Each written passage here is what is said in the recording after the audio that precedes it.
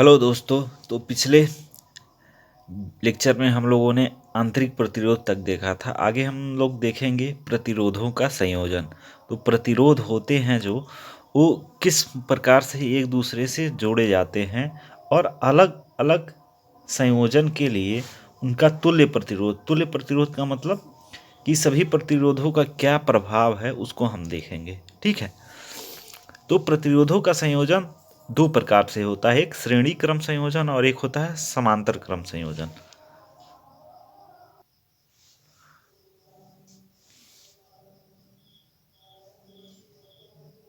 प्रतिरोधों का संयोजन।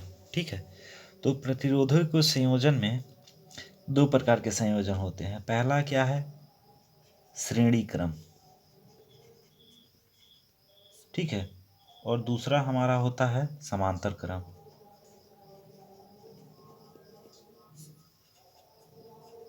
ठीक। तो श्रेणी क्रम में क्या होता है? देखिए, प्रतिरोध का जो प्रतीक है वो ऐसे दिखाते हैं। हम किसी भी परिपथ का अगर चित्र बनाए, हम लोग डायग्राम बनाए, तो उसमें प्रतिरोध का सिंबल ये होता है, प्रतीक ये होता है। ठीक है। तो अगर ये प्रतिरोध का एक सिरा है, ये एक इसका दूसरा सिरा है, अगर हम ऐसे ही क्या करें, एक और प्रतिरोध यहाँ पे जोड़ दें,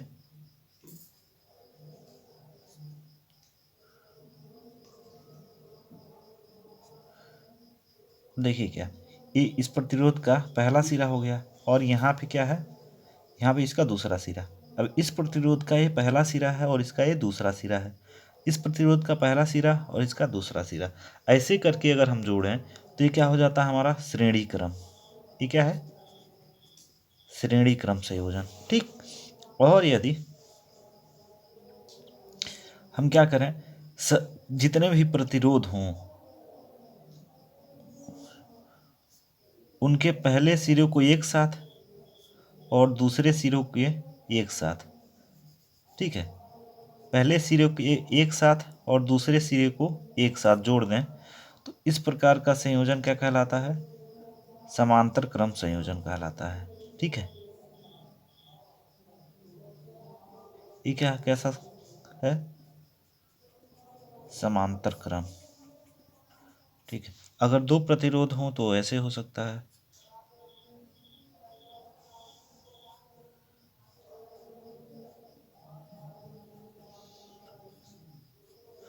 और इस तरीके से भी हो सकता है ये संयोजन।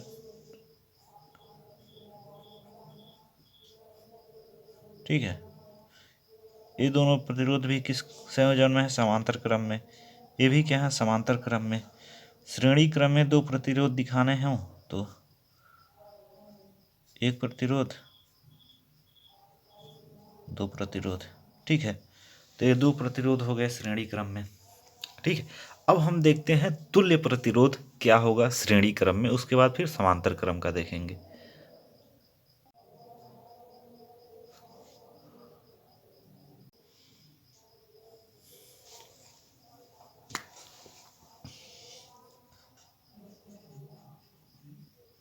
श्रेणी क्रम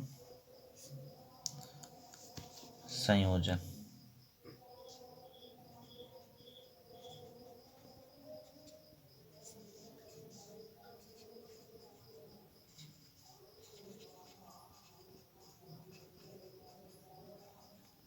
सीरीज कॉम्बिनेशन। ठीक है।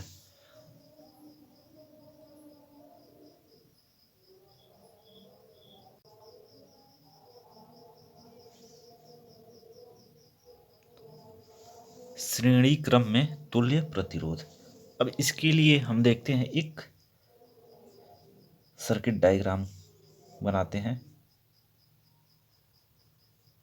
जिसमें क्या है, तीन प्रतिरोध जुड़े हुए हैं।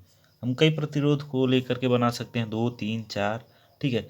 लेकिन यहाँ हम 3 लेकर के बना रहे हैं। और यहाँ पे बैटरी जुड़ी हुई है और यहाँ पे एक कुंजी है। ठीक।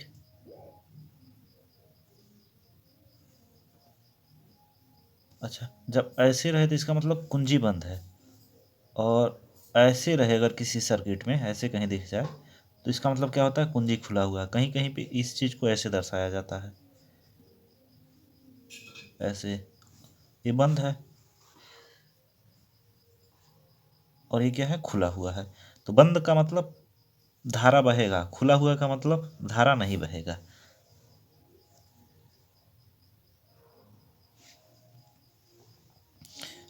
अब ये बैटरी का धन टर्मिनल और ये माइनस टर्मिनल। अब क्या होगा, बैटरी से धारा निकलेगी और ये तीनों प्रतिरोधों से होते हुए फिर वापस चली आएगी इस सिरे से। तो अगर मान लें हम लोग धारा क्या है, आई बह रही है, ठीक है। तो यही धारा, अब इसको R1 से दर्शाते हैं, इसको R2 से और इसको R3 से। तो यही धारा इस R1 में भी जाएगी, R2 में भी जाएगी और R3 में भी जाएगी और इधर से फिर लौट आएगी। यानी तीनों प्रतिरोधों में क्या होगी, धारा समान होगी, समान बहेगी, ठीक है। तो श्रेणी क्रम में क्या होता है, सभी प्रतिरोधों में क्या होती है, समान धारा बहती है, ठीक।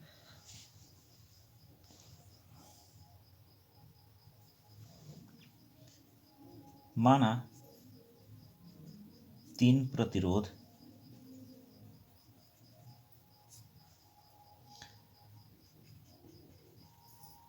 श्रेणी क्रम में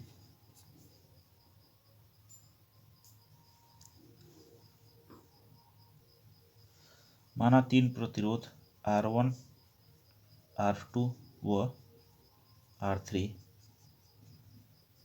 श्रेणी क्रम में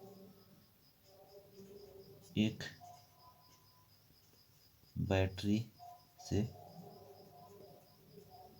जुड़े हैं, ठीक है। अब श्रेणी क्रम में एक बैटरी से जुड़े हैं, सभी प्रतिरोधों में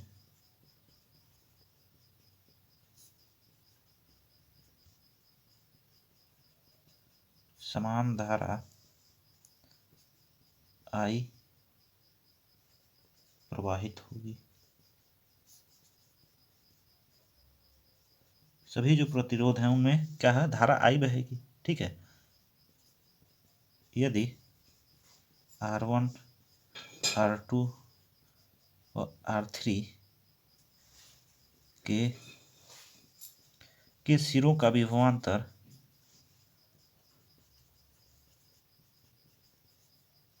क्रमशः V1, V2 व V3 हो तो, ठीक है। V1 क्या हो जाएगा, अब ओम के नियम से हम लोग क्या देखे थे, V बराबर IR हमको मिलता है, ठीक है। अरे V बराबर क्या मिलता है, IR, ठीक है। तो ऐसे ही V1 क्या होगा, V1 क्या होगा, धारा जो R1 प्रतिरोध है उसमें बहने वाली धारा गुणे प्रतिरोध का मान। तो धारा कितनी है, I है, और प्रतिरोध का मान क्या है, R1 है। वैसे ही V2 क्या हो जाएगा, I R2, और V3 क्या हो जाएगा, I R3, ठीक है।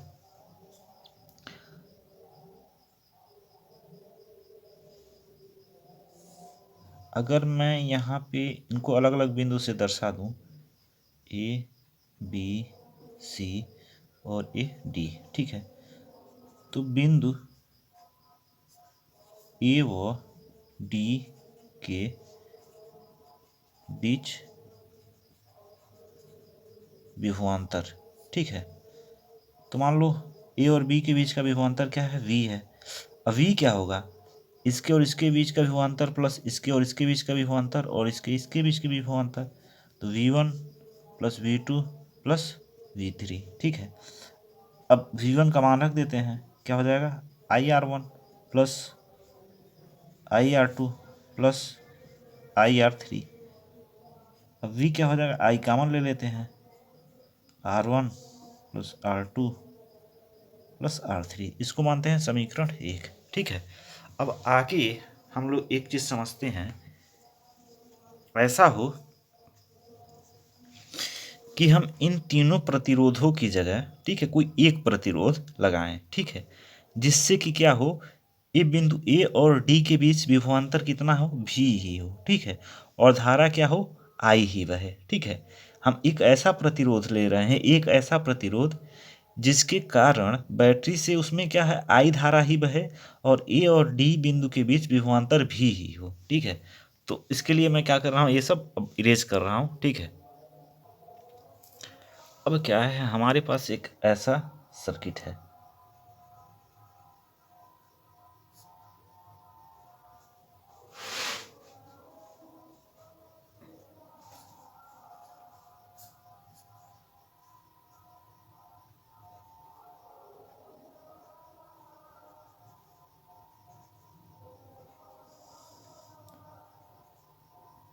इसमें क्या है, धारा आई ही बह रही है और ए और डी के बीच विभवांतर क्या है, सेम है, वही है जितना पिछले सर्किट में था। तो अगर इस कंडीशन में हम ओम का नियम लगाएं तो V बराबर क्या होगा, और इसका प्रतिरोध क्या है, हमारे पास R है, ठीक है, तो आई आर, ठीक है, आई आर हो गया। अब क्या है, ये समीकरण 2 मान लेते हैं, और समीकरण 1 क्या था हमारे पास, समीकरण 1 था V बराबर आई R1 plus R2 plus R3, ठीक है, ये क्या था, समीकरण 1 था। अब क्या करते हैं, समीकरण 1 व समीकरण 2 से, तो देखिए समीकरण 1 और समीकरण 2 की तुलना की जाए तो देखिए इसका बायां पक्ष बराबर है, ठीक है, बायां पक्ष बराबर है तो दाहिना पक्ष भी क्या होगा, बराबर होगा।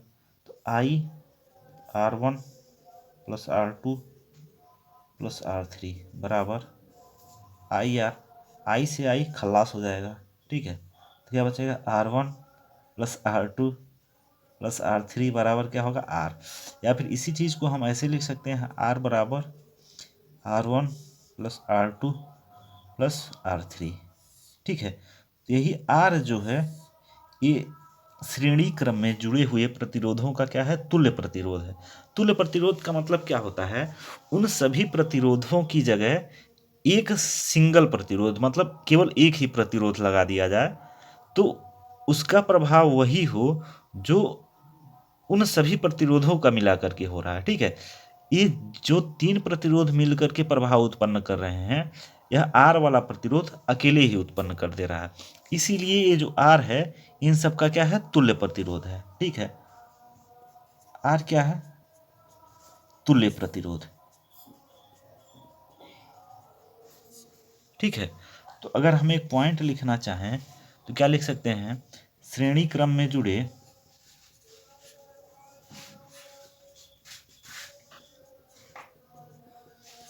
श्रेणी क्रम में जुड़े प्रतिरोधों का तुल्य प्रतिरोध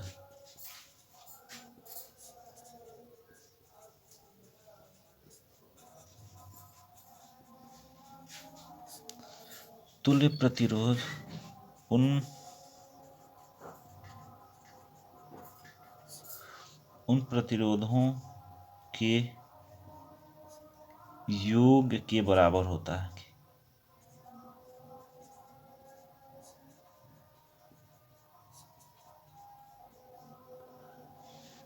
ठीक है।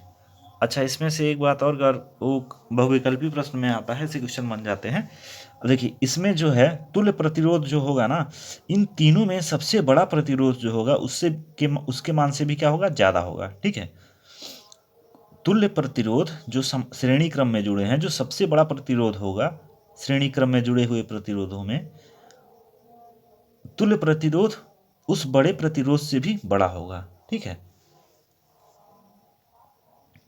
अब आगे देखते हैं हम लोग समांतर क्रम।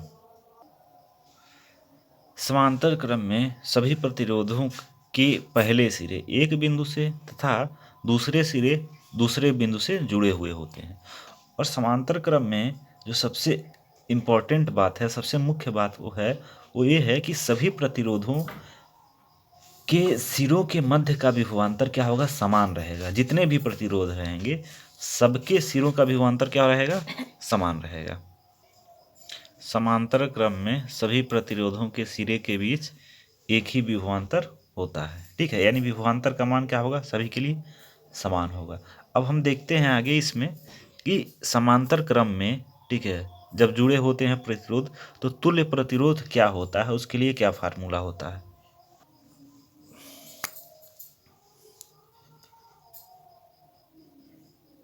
अब हमारे पास क्या है, 3 प्रतिरोध हैं,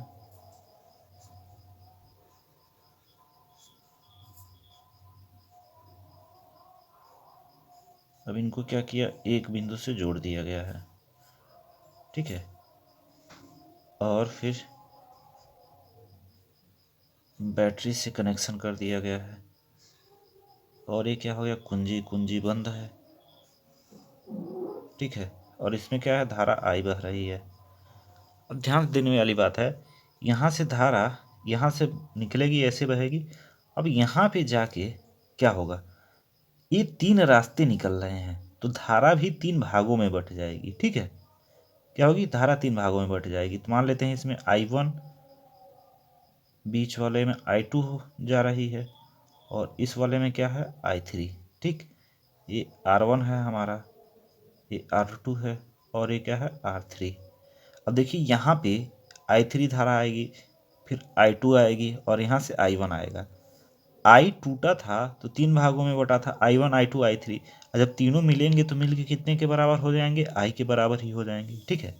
अब यहाँ पे धारा क्या हो रहा है, तीनों भागों में बट जा रहा है, ठीक है। अब इसी चीज़ का हम लोग उपयोग करेंगे, ठीक है। I बराबर क्या हो जाएगा,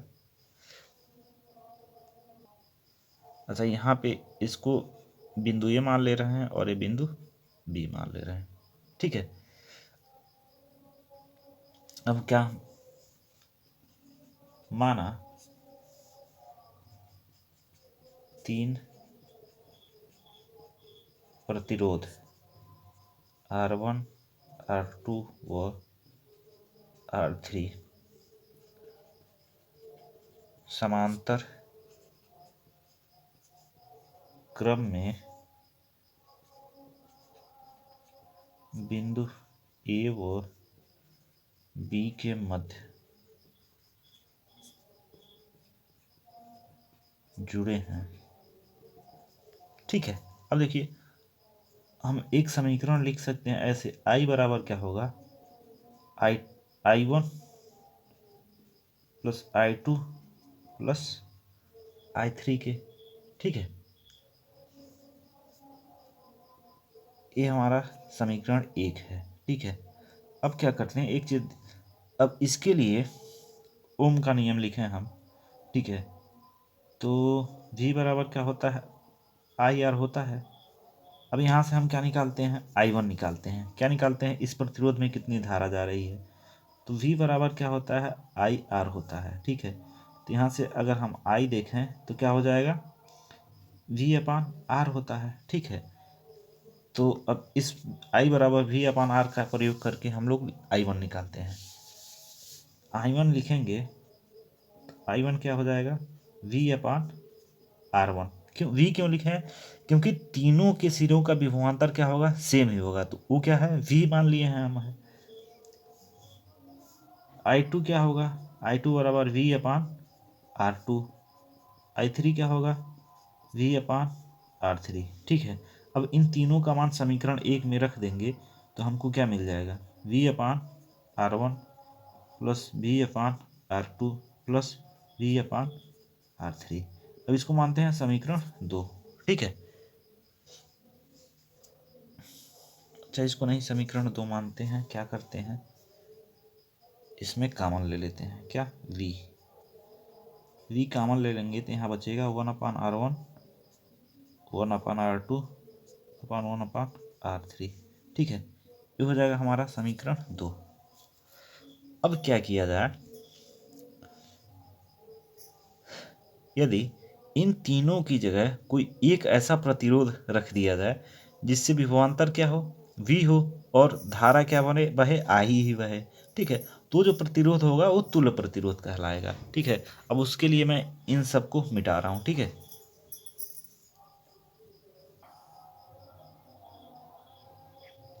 ठीक है, अब हम एक ऐसा सिंगल प्रतिरोध लगा दिए हैं जिससे धारा I ही बह रही है और विभवांतर क्या है, V ही है, ठीक है। तो यहाँ लिख लेते हैं, तीनों प्रतिरोधों के जगह एक प्रतिरोध R इस प्रकार है कि इसके सिरों का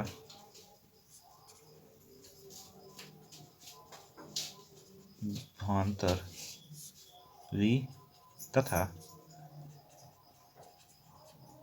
विद्युत धारा I है। ठीक है, तब इस कंडीशन में I का मान क्या हो जाएगा, V/R। ठीक है, और ये हो जाएगा समीकरण 2।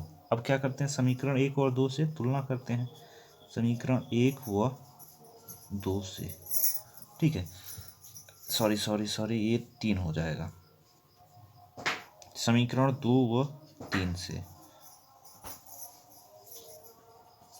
समीकरण 2 और 3 से बायां पक्ष बराबर है तो दाहिना पक्ष भी क्या हो जाएगा, बराबर हो जाएगा। तो V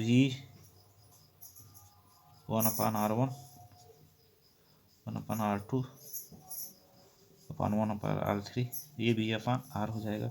V से V कैंसिल हो जाएगा, इधर क्या बचेगा, 1/R1 1/R2 1/R3 बराबर 1/R। ठीक है, या फिर हम लिख सकते हैं, इसको पहले लिख लें, 1/R बराबर क्या हो जाएगा, 1/R1 1/R2 1/R3। ठीक है, तो यहाँ पे समांतर क्रम में जुड़े हुए प्रतिरोधों के तुल्य प्रतिरोध का ये फार्मूला हो गया। ठीक है, अच्छा यदि n प्रतिरोध हो तो n प्रतिरोध हो तो क्या हो जाएगा, 1/R बराबर 1/R1 1/R2 और n प्रतिरोध जुड़े हैं प्लस 1/Rn। ठीक है, ये फार्मूला हो गया। अब इस पे आधारित हम एक दो न्यूमेरिकल कर लेते हैं। ठीक है, क्वेश्चन है एक, ए और बी के बीच तुल्य प्रतिरोध क्या है, ये 2 ओम है, ये 3 ओम है, ये 5 ओम है। ठीक है, तो तुल्य प्रतिरोध मान ले R है तो क्या हो जाएगा, 2 + 3 + 5 बराबर 5 3 8 2 10 ओम। ठीक है, अब ऐसे ओम लिख लो या संकेत, ठीक, दोनों सही है। एक समांतर क्रम का देख लेते हैं, ए और बी के मध्य तुल्य प्रतिरोध। अब देखते हैं तीनों क्या है, समांतर क्रम में है, तो अगर तुल्य प्रतिरोध होगा तो क्या हो जाएगा, 1/2 + 1/3 + 1/6। ठीक है, अब तीनों का एलसीएम कितना हो जाएगा, 6 हो जाएगा।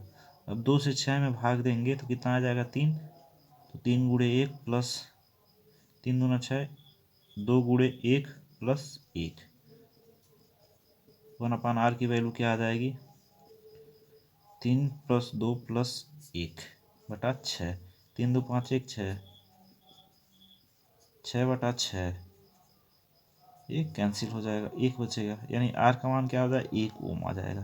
ठीक है, R का मान क्या हो जाएगा, 1 ओम।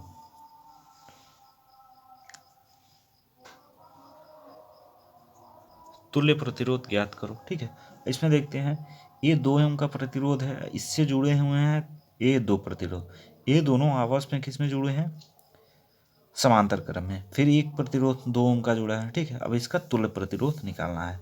अब तुल्य प्रतिरोध निकालने के लिए सबसे पहले हम क्या करते हैं, इस समांतर क्रम वाला जो है इसको सॉल्व करते हैं। तो 4 ओम व 4 ओम समांतर क्रम में जुड़े हैं, माना इनका तुल्य प्रतिरोध R1 है। ठीक है, क्या हो जाएगा, 1/R1 बराबर 1/4 + 1/4। ठीक है, तो 1/R1 क्या हो जाएगा, दोनों सेम है, 2/4 हो जाएगा, 2 से 2 एक बार में कैंसिल, 2 बचेगा, या फिर 1/R1 बराबर 1/2, उल्टा करेंगे तो R1 का मान क्या आ जाएगा, 2 ओम आ जाएगा। ठीक है, R1 का मान क्या आ गया, 2 ओम। अब ये 2 ओम R1 और 2 ओम R1 व 2 ओम श्रेणी क्रम में है।